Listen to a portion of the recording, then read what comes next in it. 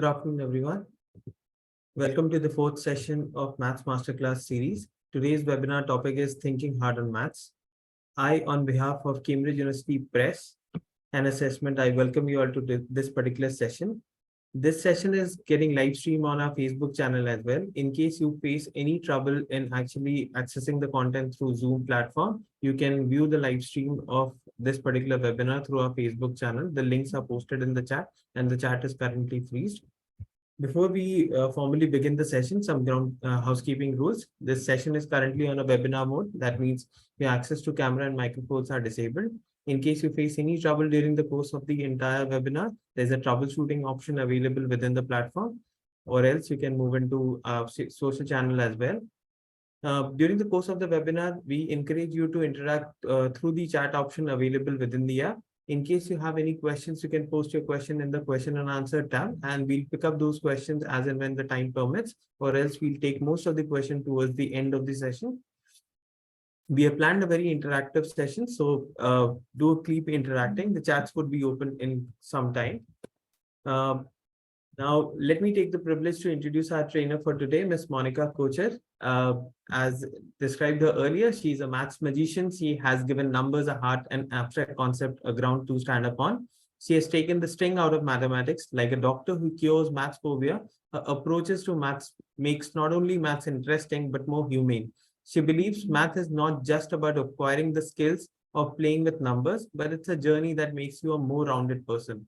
As per her, maths, when combined with art and poetry, becomes a red-blooded poem, a splash of color, a game of sports that is played on the ground. She has applied these concepts successfully in her long, colorful teaching career spanning CBSE, ICSE, and IGCSE boards. She has also worked successfully with leading clients over a decade as a solopreneur, winning the titles such as LinkedIn Voice of the Year and Global Influencer in Education. Please join me in welcoming Ms. Monica Kocher. Over to you, ma'am.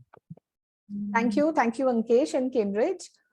And thank you to all the teachers who have joined and are still joining. So today's session is going to make you think a lot.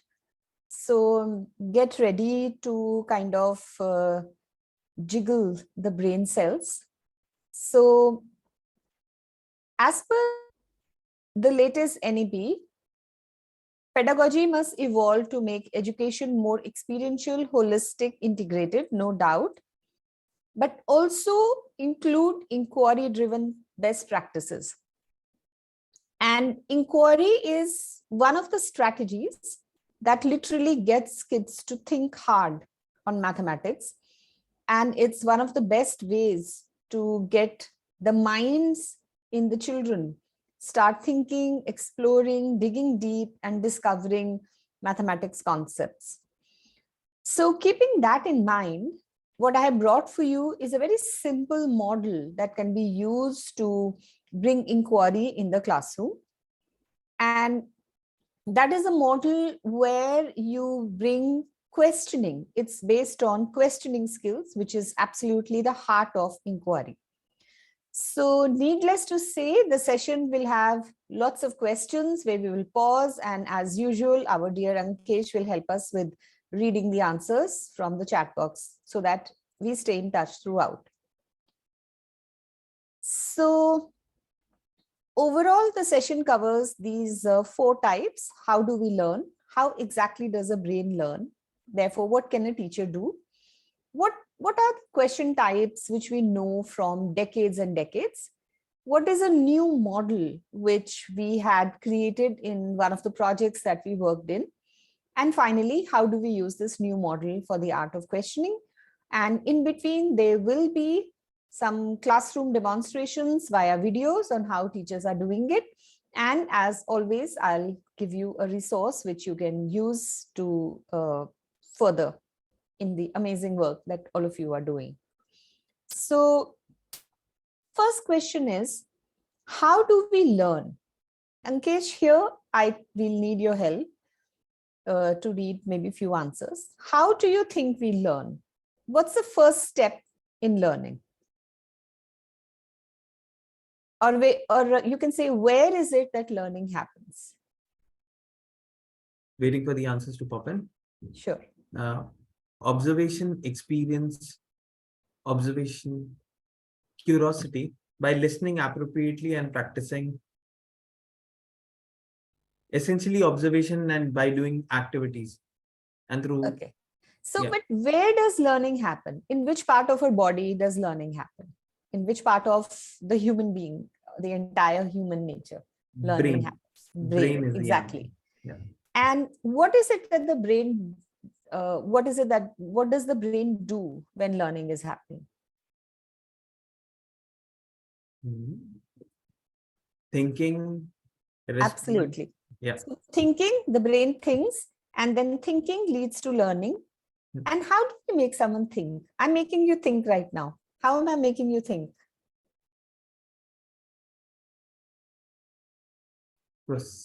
Questioning. Questioning. So we need questioning skills.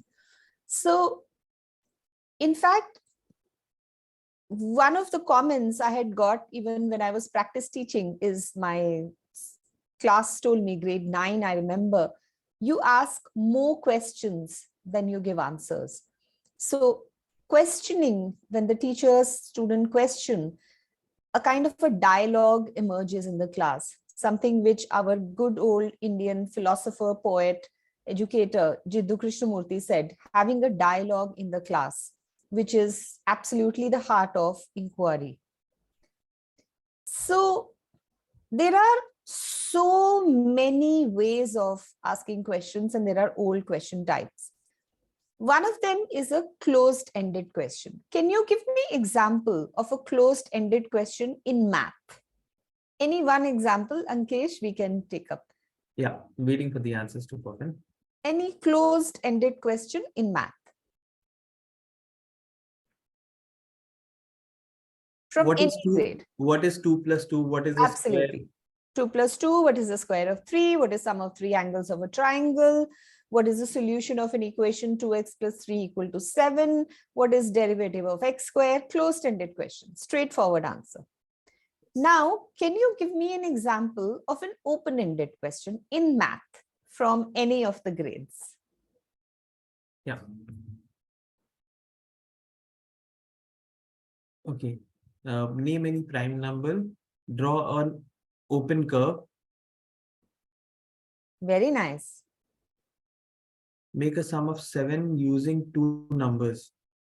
Yeah, very nice. And one of the easiest ways which can be used from kindergarten to grade 12 is, let's say the answer is 3, form a question. So this can be used in any of the grades in most of the topics. It can be maybe create a rectangle when the answer is 3. Give me a function whose answer is, whose derivative gives me 3, or integration of that particular function gives me 3.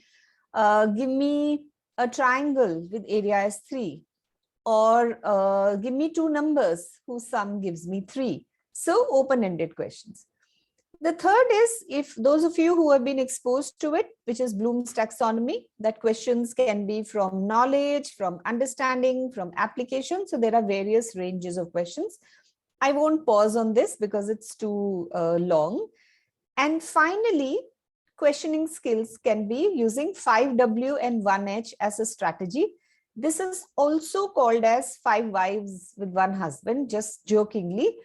And this is a strategy that I am using in this virtual discussion with you. Does anyone know what is 5W and 1H? You can write in the chat box.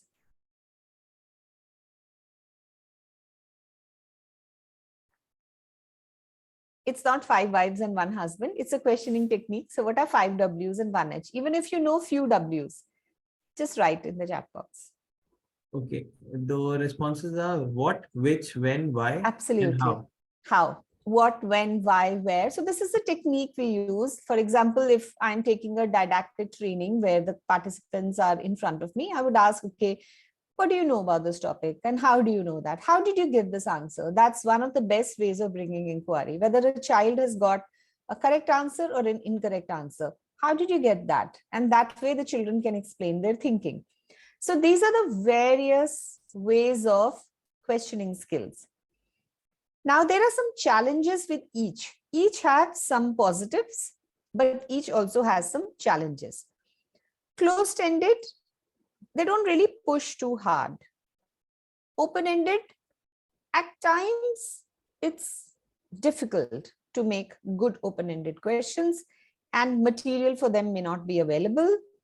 Bloom's taxonomy, again, there is a certain part of educators who understand it and who use it very well, but there are also educators because it can be a little gray area. Is this a knowledge question or an understanding question? And maybe sometimes the same question has multiple aspects. It gets a bit difficult to use.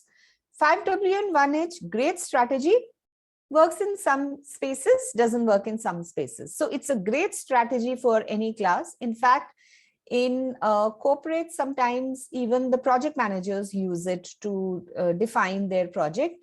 And I have seen in my own life, sometimes when I'm not very sure of taking a decision, I just bring up 5Ws and 1H and I start thinking, okay, what do I want to do? Why do I want to do this? What happens if I do not do it? How do I go about it?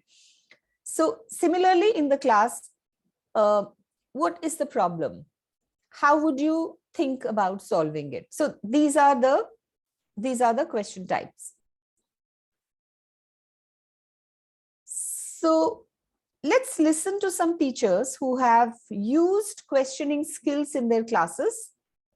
And after that, they are having a discussion as to what they discovered. And what I want you to do it once the video ends is to write for us in the chat box any one thing that was a light bulb moment for you in this video.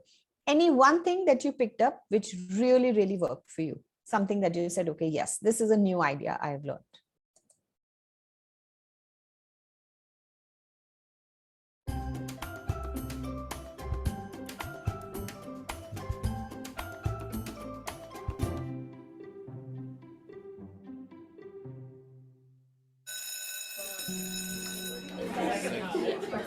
We want to change the relationship between the population and mathematics.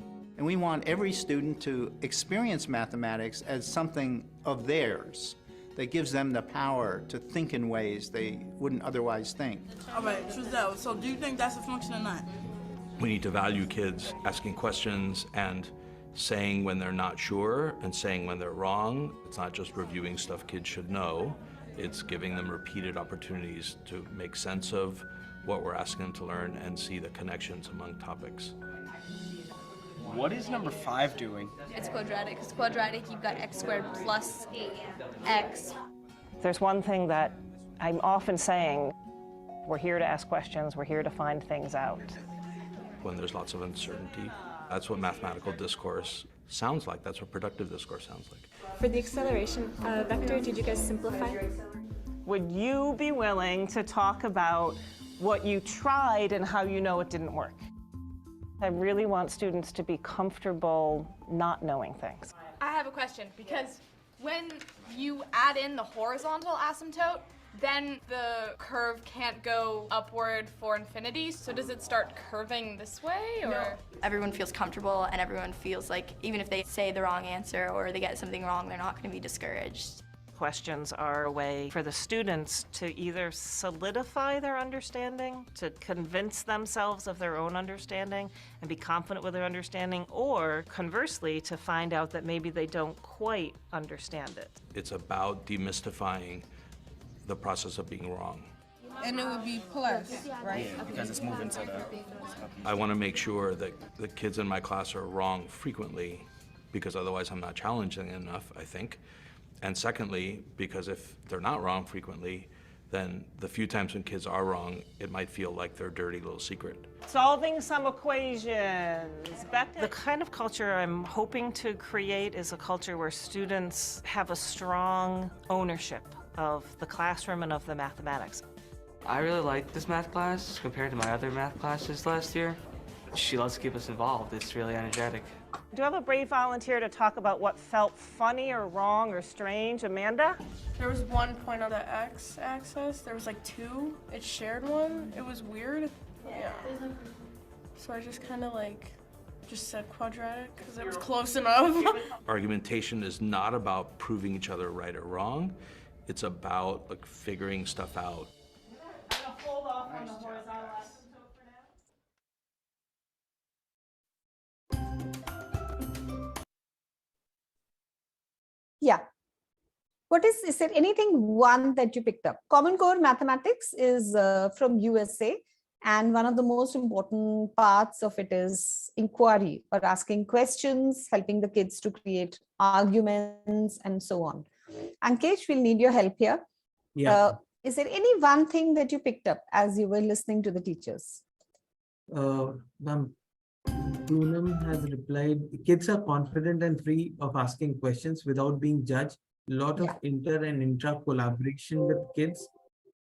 Kids are empowered to take questions, a lot of multiple ways to answer as well. Yeah, that's great. I think the non-judgmental part was an amazing answer, that amazing observation by Poonam ma'am. That is actually a skill which teachers will need to develop if we want kids to open up and answer in the class.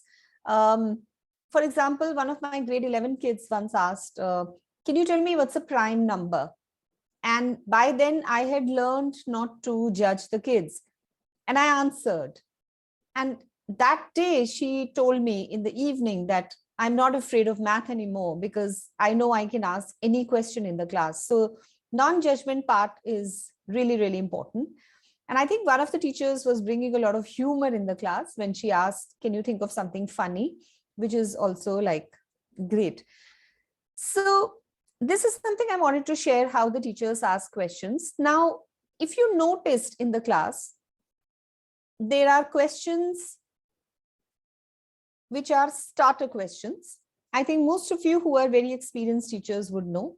Questions that you ask when you start a class to prompt the children to think, to trigger them. So for example, I showed you a video to trigger you. That was like the start for me. Then there are questions which are supporter questions that you ask when the class continues. It's the cues that you give to the kids. So the model that I'm proposing to you is that have 3 sections in a classroom. First section is a starter question, the question with which you start a class. Second part of the classes, when the kids are working on their own, either in groups or alone, then you ask supporter questions. You go from person to person, team to team, and keep cueing them.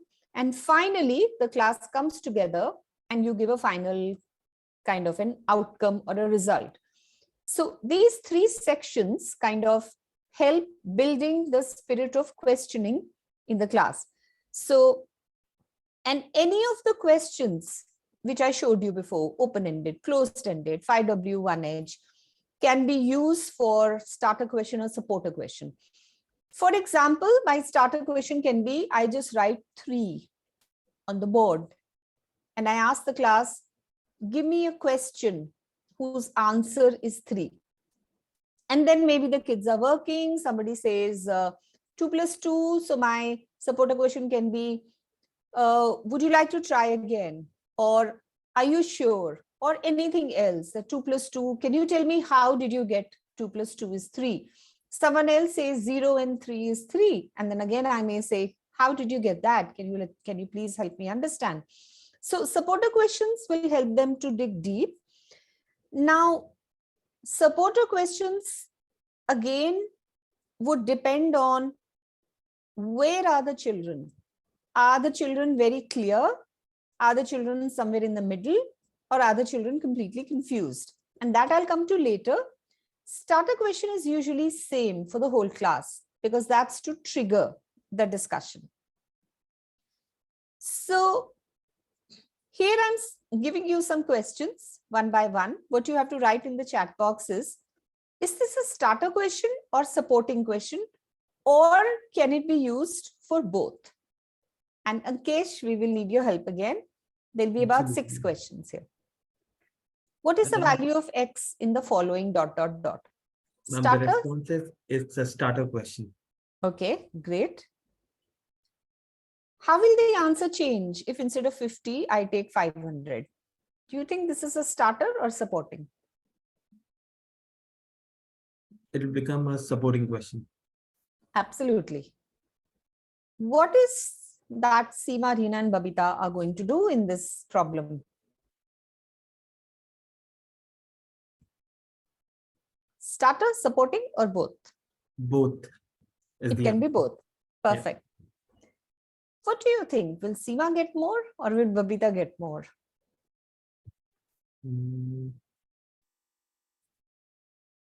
Supporting is the response. Supporting. Both. Right. It's a mixed response. Yeah, which means it can be both because teachers would know. How do you know if your answer is correct?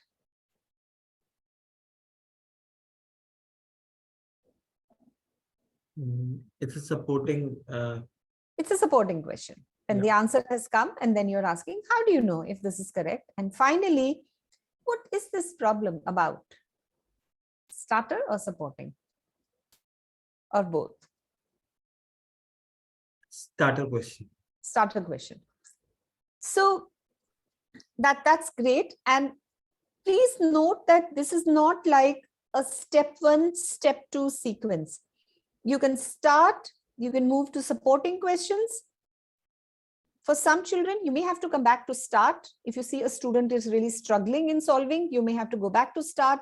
So experienced teachers would know that there is no rigid structure in the class because it's the children who run the classes. Their learning of the children is completely at the heart of the class.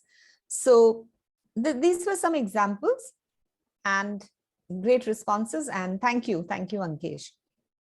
So when we say the art of questioning, we need to create starter questions, which are questions which get kids to think.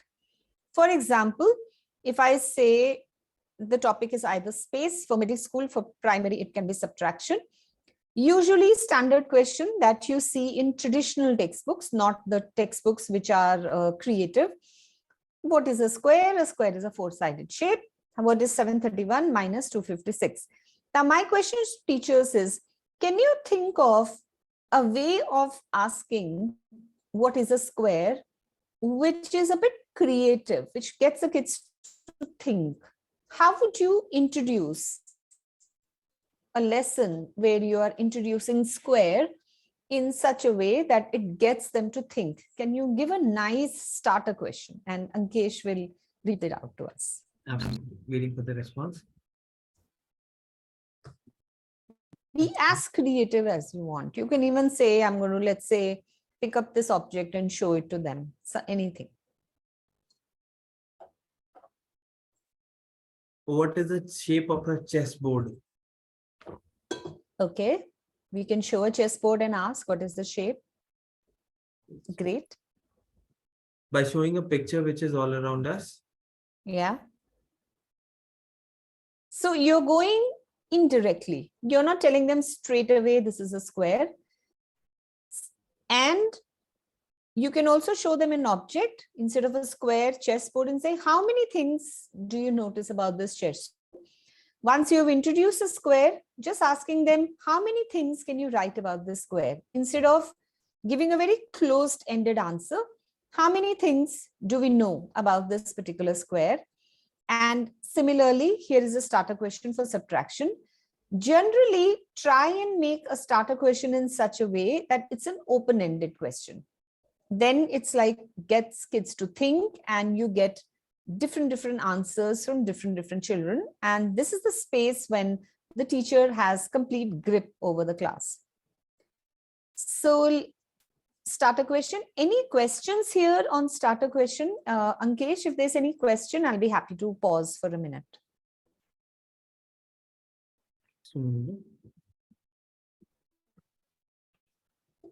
No, ma'am, no questions here.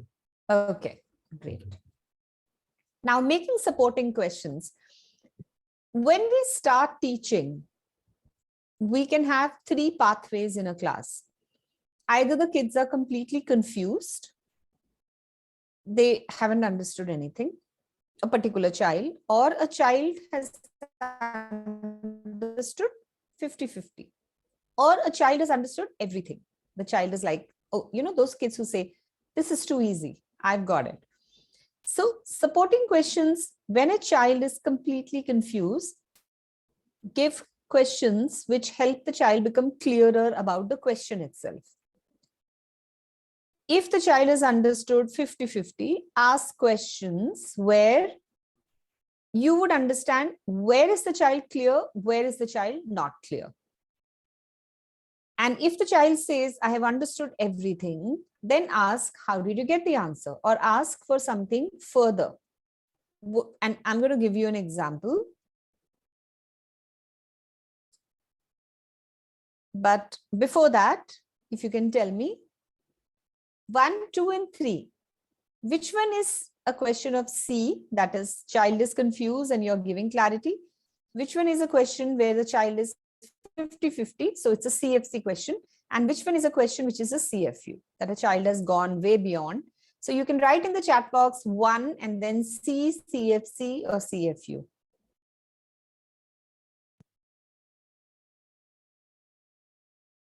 Waiting for the response, ma'am. Yeah. What is 1? Is it a question on clarity? And in case this part is not clear, you can please write that in the chat box and I'll explain it again.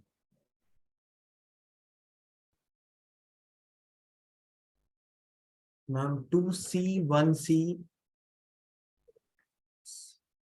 2C.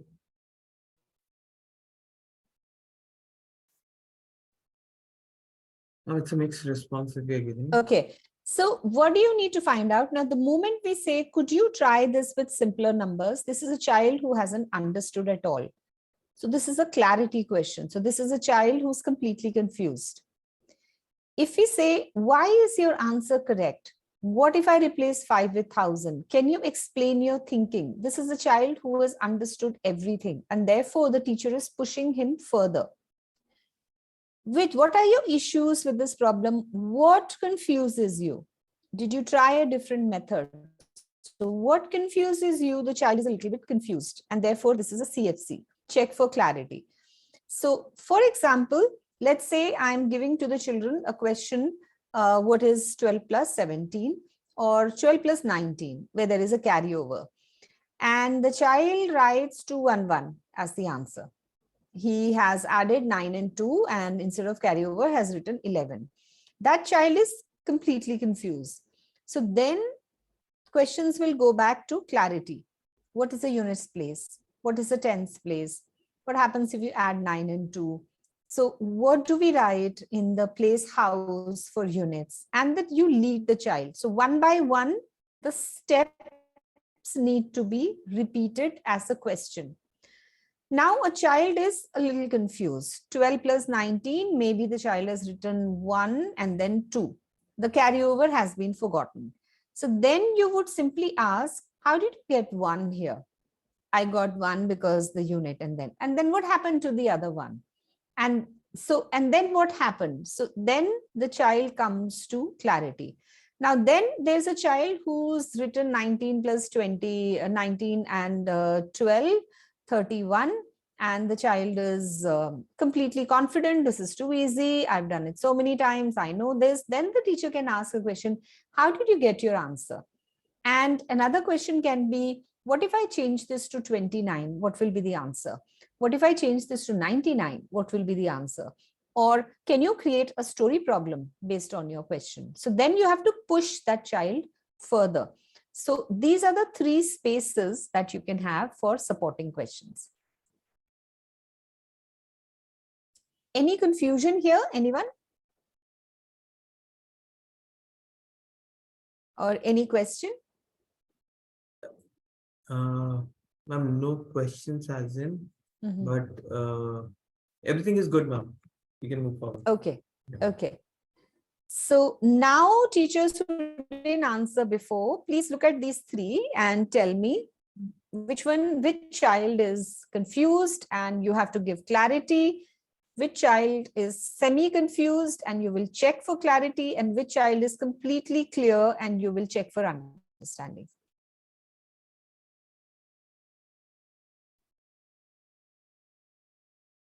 Yeah.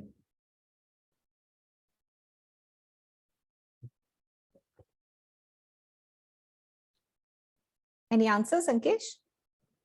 Yes, ma'am. Gayatri ma'am has replied. One is check for one is clarity.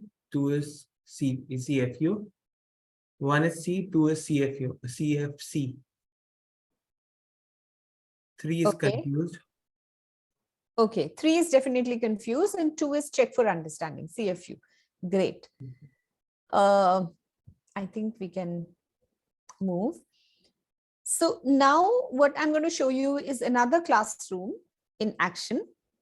And as you watch this video, note what is the starter question that the teacher is using to start the class and what are the supporting questions she's using. Is she going back to starter question? And try and see C, CFC, CFU, or you can say child is confused, child is semi-clear, child is completely clear. Watch this. It's a bit 4 to 5 minutes long video. And after that, you can give your answers in the chat box. What were the starter questions? Any good support question? Which were the question which she asked when the child was completely confused, and any other observation?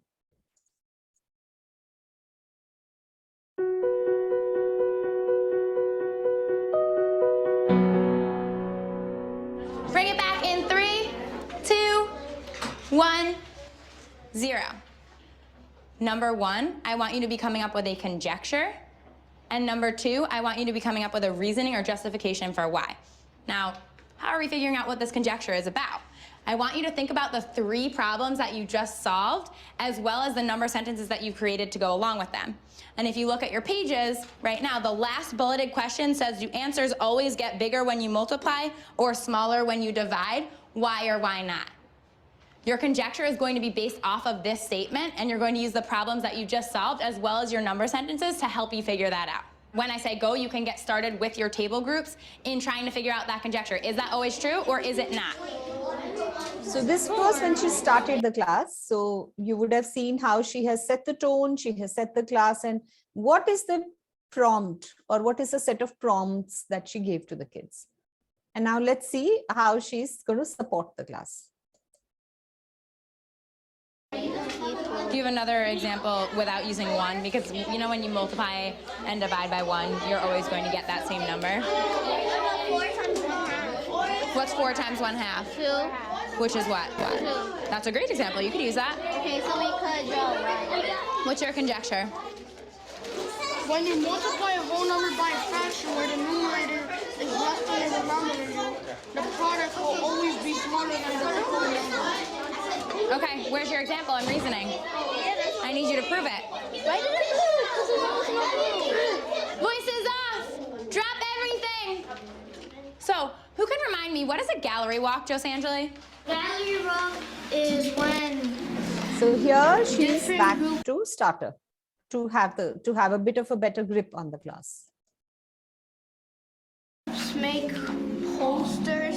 We go around and put post-its and tell the group what was good about their poster and what needs to improve.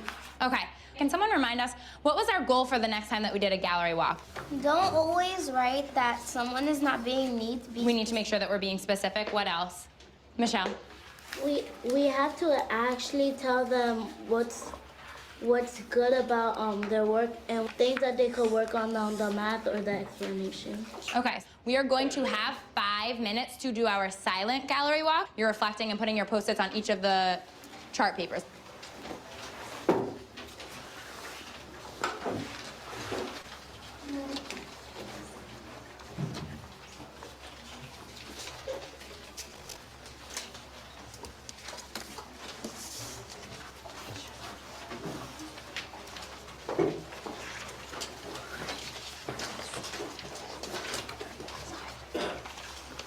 Silently go back to your seats.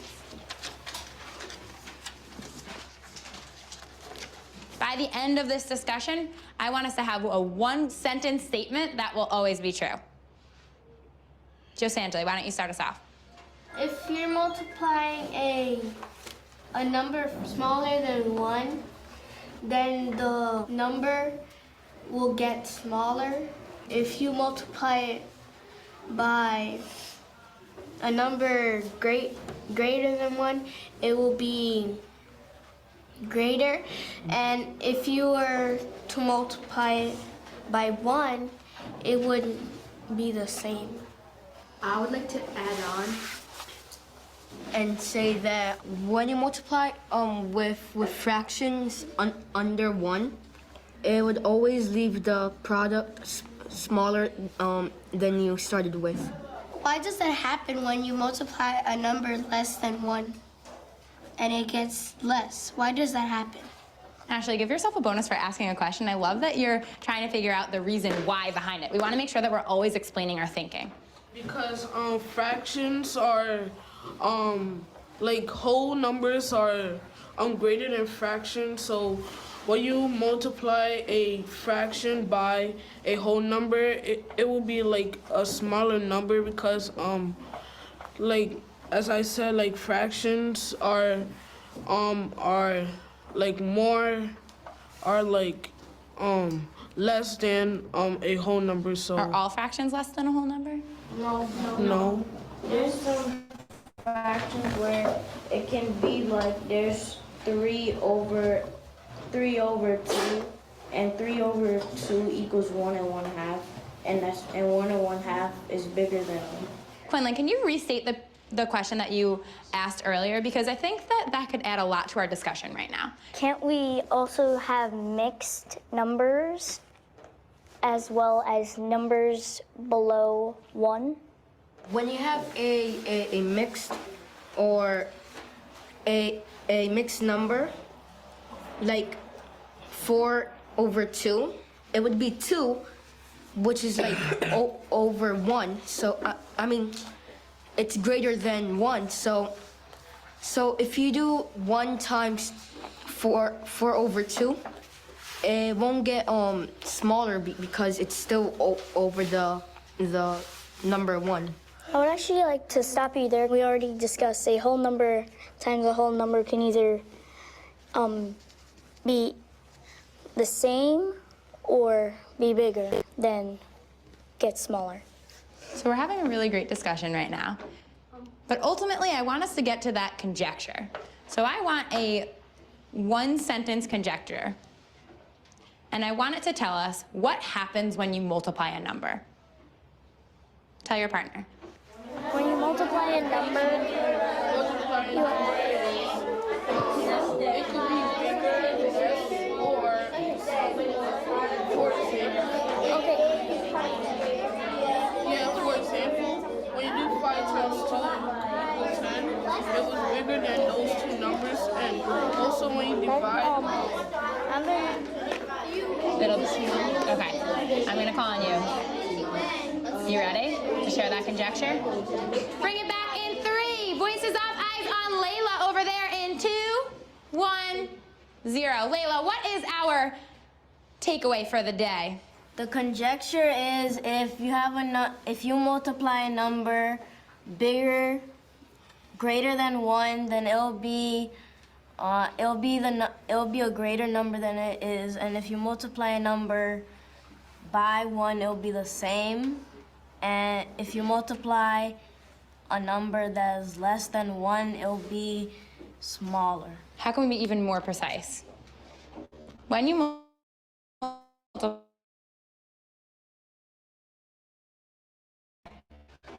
by something greater than a whole than 1, then the product will be greater.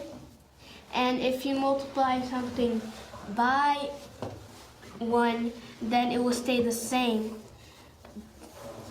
And if you multiply a number by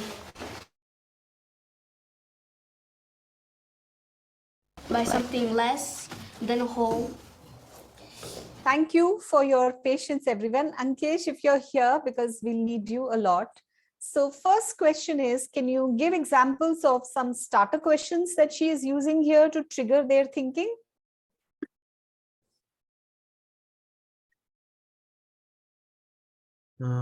Waiting for the answers. Yes. Actually, there was a lot of interaction that was going when the video was being played. Yeah, I think it was. So you can we can pause here, and if there are questions, we Yes. can take questions, or please give us examples of the audience. Give examples of some starter questions that she used, some support question, and the third thing, what are the best practices that she has used here? Okay, ma'am, the examples of starter questions are arrange the numbers in the ascending order. Yeah. Okay, waiting for the response. Knowledgeable.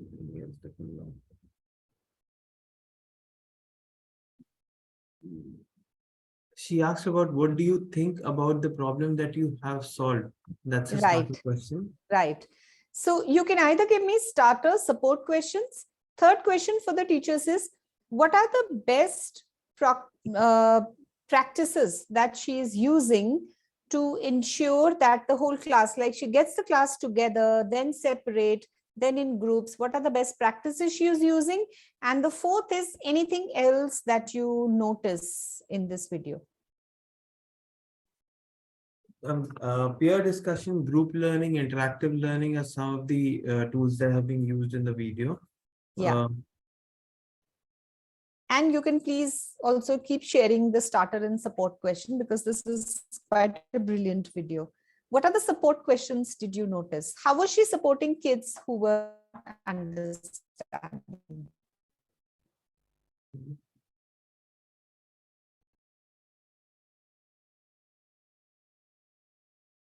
What is the takeaway for? Okay, ma'am, there's basically a starter or question, support question. What is the takeaway for today's is to check the understanding. Absolutely. So that is a support question. How can you be more specific? Okay. How can you be me? Okay. The support question, is the fraction bigger or the whole number bigger? Okay. Support fraction. Is the fraction bigger than the whole number? Make a conjecture for a multiplication. Is a starter question.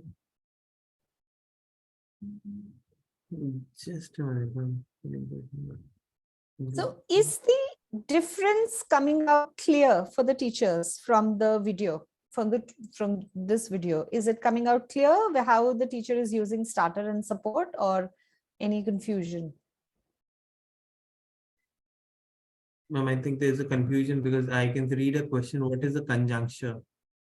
Yeah, conjecture in maths is like a rule or a theorem. Like when you say, but you have to prove it. For example, if I say, what's the sum of the three angles of a triangle? So I'm going to ask the kids to experiment, find out, and then form a clear sentence which says, okay, sum of the three angles of a triangle is 180. So over here, she wanted them to discover what happens when we multiply numbers. So is it that numbers, the answer is always bigger? Because so the kids were saying, if I multiply by a number bigger than 1, the answer is bigger. If I multiply by 1, the answer is same. If I multiply by something less than 1, the answer is smaller. That is when I multiply by a fraction. So that's a conjecture. It's a very typical math word, the philosophy of math word. Okay, one feedback about the video is that the trainer in the video used, she used assertion and reasoning through think, pair, and share method. Yes, that's a very good thing. She used think, pair, share, and she was very assertive, very firm in the class when she said, come back, all eyes on Layla. So she was completely in command of the class. So she was using a lot of best practices here to get the kids, and the kids, some of them were stammering. So they are part of the special needs spectrum, but they were confident, they were speaking.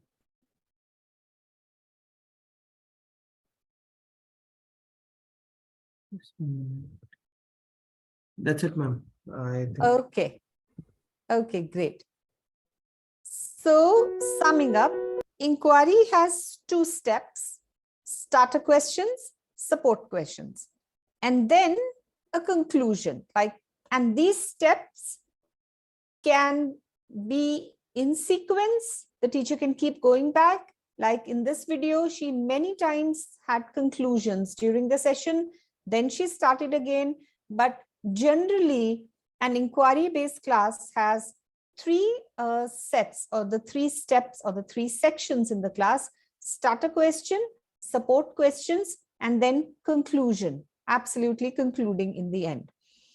So that's it from my side. If there are questions, I can take them now. Otherwise, I'm going to pause a bit here so that we get what did you learn. That's my usual question in the end.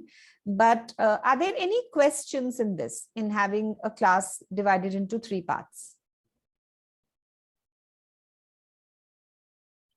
Ma'am, there's a question. Please give more examples for conclusion, and how do we follow up? Okay, great question. So if I go back to this video, she concluded by giving the conjecture, which happens at the end of the class. So the kids are giving samples, examples. So in the end, she would say, okay, class, what we have understood today is, if I multiply by a bigger number, the answer is bigger. If I multiply by 1, it's same, and it goes on. Concluding with the student depends on what you're going to be teaching. That's the learning outcome. So for example, if my learning outcome is that when you are adding two numbers, you first add the units, then tens, and in the standard algorithm. And then if when you're adding the units places and the answer is suppose 9 and 2, 11, then 1 is a carryover. So then your conclusion becomes the learning outcome that you originally started with the children. So your starter question could be, I have these two numbers. What do I do? How do I get them? And the kids haven't learned about carryover. So you can start with, what is 17 and 11 if I add them? And they give the answer. So what if instead of 17, I have 19? What do I do now? And then you get the kids to work on their own and move from seat to seat. And then your final conclusion will be the learning outcome which you had in your mind in the class. Another example can be adding fractions with two different denominators. So let's say the kids already know how to add fractions with same denominator. And you write on the board what is 1 by 3 and 1 by 4. And your question will be, will the method to solve this will be the same as before? Why not? What do we do? So you use 5W1H here. How is this question different? What is the method I should use to solve it? What is a situation where this question can come? And then you get them to discuss, get going, give them a time limit that I'm giving you 5 minutes to discuss this, and walk around in the seats and see how are you adding, what are you going to do? And then your conclusion will be, in order to add fractions with two different denominators, we need to first get them to a point where they are same in denominators. That's the 3-step. So inquiry class starts with the teacher, ends with the teacher. So you start with the starter question and you end with finally the conclusion. If the conclusion hasn't come on that day, you may, depending on the time, you may have to take charge of the class, move out of group discussions. I think that all experienced teachers know that it's like a jigsaw puzzle happening in the class, but always have a conclusion in the end, so the children know what it is that they have arrived at. Is this okay as an example, or would you like another example, or would anyone else like to share an example? Okay, while I keep a tab on the chat, there is a follow-up question, ma'am. Can we provide analysis or higher order questions while concluding, so that it improves their learning? That would be a great ability? follow-up. That would be a great follow-up. I think that was a question somebody had asked. So conclusion should be, yeah. Yes, Ankit? The next part of the question is it necessary to do it within the class? Or within that not at all. Another great question. This is a great group. You can always give them a trigger for home. For example, inquiry at home. Give them a trigger question, something related to a project. Let's say, watch the food being cooked and see how much math is being used when the cooking is happening in the kitchen, whether it's your mom or dad or your chef. That is a trigger question. And then come back tomorrow and we will discuss. The other can also be, as I said before, the answer is 4 formal linear equation, and come back tomorrow and we discuss in the class. So your starter is given for home and the support work happens in the class as soon as the kids enter. And then conclusion can be drawn that there can be many, many linear equations we can have with 3 as the answer. And that's the conclusion. So the kids know that there are multiple equations possible. That's another great question. You can also have starter, support, and ask the kids as a homework, apart from the other homework you've given, what is the conclusion we can draw with? That also can be at home. So please use trial and error, test it out and see where it works, when it works, and how it works. Thank you, ma'am. Ma'am, there is a question by Hitali, ma'am. She liked the idea of seating in the class in the last video. How frequently is it suggested to make the children sit in that particular position or conduct a class? Will it create chaos if done regularly or more oftenly? So in my experience, when I was teaching, group way is a great way. And if you see in the video, the teacher was seating them in group, bringing them back individual, whole class, group. I think it really depends on the ecosystem that you are in. It is chaotic, group work, but there are 2 types of chaos. One is bad chaos and a good chaos. The good chaos is which the noise you hear when kids are working. So that's a good chaos. How much is it accepted in your ecosystem? Is it disturbing the teachers in the next classroom? What I can share with you, once it happened, one of my classes was very, very, very noisy during group work and my colleagues were complaining. So I told the class, responsibility is on you. Do you want me to use group work? And of course, they all said yes. I said, then you have to keep your voices low. So they don't have to shout or speak loudly. And in every group, I used to see that whenever the noise went too high, one of the group members would just shush everybody and say, hey, slow down or lower your noise. Otherwise, ma'am is going to go back to textbook and board. So if you notice in the video, the teacher was constantly using class gripping, having a grip on the class methods. So she had something called as eyes on Layla or 3, 2, 1, everybody come back. So some keywords like these, which you use same day after days, like I saw a video with a very younger group, kindergarten group, the teachers would say, eyes up here. And she would say, eyes up here. And then she would say 2, 3 times and the kids would look at her. Another one would use clapping, 2 claps. And then another one would use raising the hand. So she would raise her hand and one by one, the children who have observed her will raise hand. So you may have to have something when the noise becomes too high.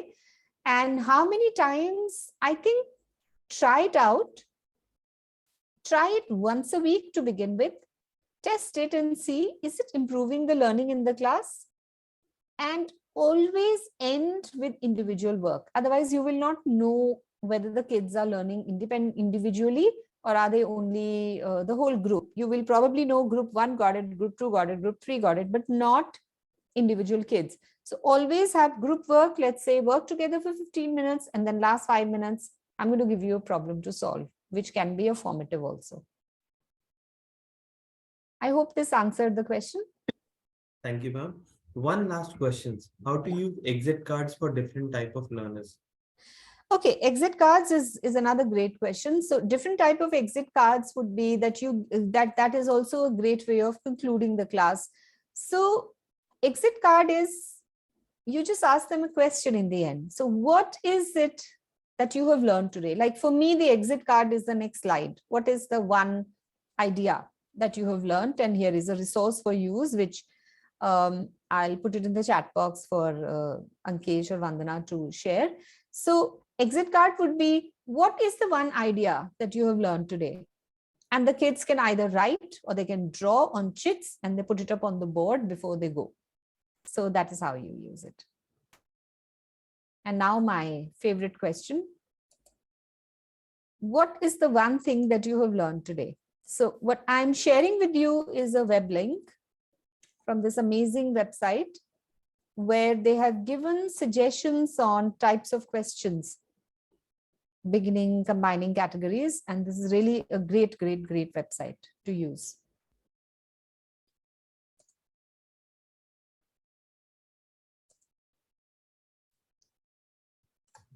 And Ankesh, if you can be so kind and share it. Sure. So last question to the teachers, share any one thing that you picked up today. See, in any training, in any workshop, 95% of whatever was covered today, you will forget in a day or two. What you will remember is, what is the one idea that you're taking, which is going straight into your class as you start teaching? So think about that. Yes, Ankesh, all yours for the answers. Thank you, ma'am. So the responses are starter and supporting questions will definitely go into the class. Just make the class more inquiry-based teaching, starter and supporter question, make class more interactive, open environment for discussion in class with proper command. Yeah, that's a good one. Check for clarity, check for understanding, and confused. That is definitely CFU. Yeah. Yes. Peer discussion and gallery walk. This. Yeah, gallery walk was very interesting. Rest pretty much the same, ma'am. Okay. Okay. Ma'am. Thank you. Okay, Yes. just last one question, ma'am. I mean, this popped up after the gallery word came in. What is gallery walk? Gallery walk is when the kids who have done the work, let's say you have 4 groups in the class and you have given a very tough problem on the board for them to solve, and all of them are solving. Each group is working on the sheet that you have given to them. All the 4 groups have one sheet, one chart paper or one sheet in the middle of them. Gallery walk is all the groups will put those papers somewhere in the room, on the wall, on the board with a pin, or whichever way possible for your ecosystem. And then the groups go to other groups' work and comment. So they have to be very respectful. And it's like, okay, I really like this method. Oh, they have used a different method than us. Oh, they have used the same method than us. Okay, I think here there is a problem, or I didn't understand. So everybody learns from everybody else. So basically, after the group work, the groups can put it up on the board and other groups go around, and that's why it's called gallery walk. So you're going across like an art gallery, looking at other artists' work. Thank you, ma'am. Okay. One last feedback that I wish to read before moving on to the closing remarks. The power of giving mic to my kids coming out of question instead of we being we, and being in listening mode and just appreciate for being active. So that's a feedback that is going in the class. Yeah. Okay. That brings us to the end of the 4th session on the Maths Masterclass series. The last webinar on this particular series is scavenger hunt in mathematics at home. So that will be happening on 22nd of June. That will be the last of this particular Maths Masterclass series. Do join that particular session. That will end the entire series, and we'll take your feedbacks. The feedback links are currently being posted on the chat. You can share your feedback there. There were certain questions that are coming in again and again regarding the certificates. I believe those are for the new participants who are joining in for the first time. Certificates would be awarded at the end of the entire series. That is the series that ends on 22nd of June.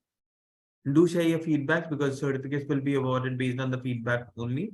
In case you have any open-ended feedback that you would want to share directly with us, do write to us at schools@cambridge.org and we'll be more than happy to respond. As a follow-up mail, you'll receive the entire the links that are shared in this particular session and the recording of this particular session as a follow-up mail on Monday on your inbox.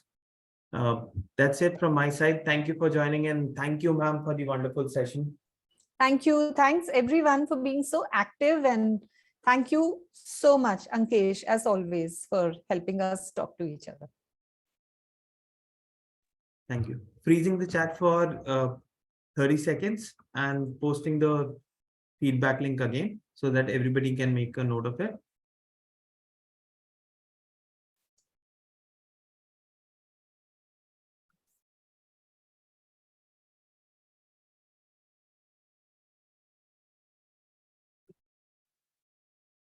Thank you. Ending the session now.